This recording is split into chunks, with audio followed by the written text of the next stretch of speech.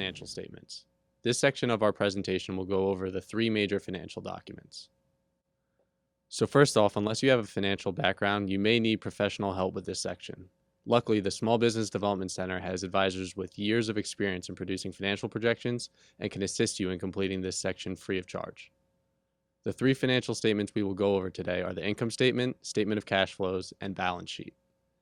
In addition to these statements, you should supply the assumptions used to arrive at your numbers in the written section of your business plan. To the right are the sources and uses of funds, which lays out where the funds are coming from and how they will be used. This is a good precursor for any lender to see prior to reviewing the financial projections at large. Take note that of the $40,000 needed, $10,000 is being supplied in the form of owner's equity.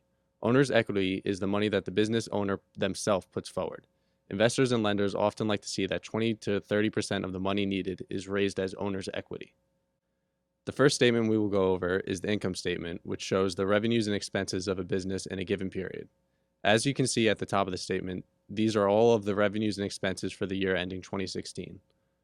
The income statement is split into different sections, which allows for those running the company to see where the business is doing well and where things can be improved. For the company being examined, the direct cost of goods sold makes up only 44% of revenues, which is a healthy margin. On the other hand, in the operating expenses category, payroll alone is taking up 21% of total revenues. If the business owner wants to improve their margins, they could consider laying off employees. It's also important to take note that only the interest on the loan is expensed in the income statement and not the principal. The principal is deducted in the next financial statement we will talk about, the statement of cash flows. The cash flow statement is similar to the income statement in the sense that it records transaction totals for a given period. In this case, the statement represents business operations in the year ending 2016. However, it is different from the income statement because it accounts for all inflows and outflows of cash that the business incurs. For example, the income statement only records revenues, while the cash flow statement includes all inflows of cash, including cash obtained from loans. Two additional things to take note of are that, first, loan principal payments are included in this statement, while the interest expense is already baked into the operating expenses segment.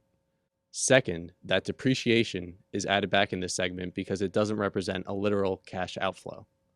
The last financial document is the balance sheet, which is an appropriate name because it must always be balanced out. The formula, assets equals liabilities plus stockholders' equity, shows how in order for the business to gain any assets, they must be paid for either through taking on additional liabilities or by contributing funds towards stockholders' equity. The cash account mimics the cash flow value from the cash flow statement, and unlike the previous two financial documents, does not have to represent a specific length of time.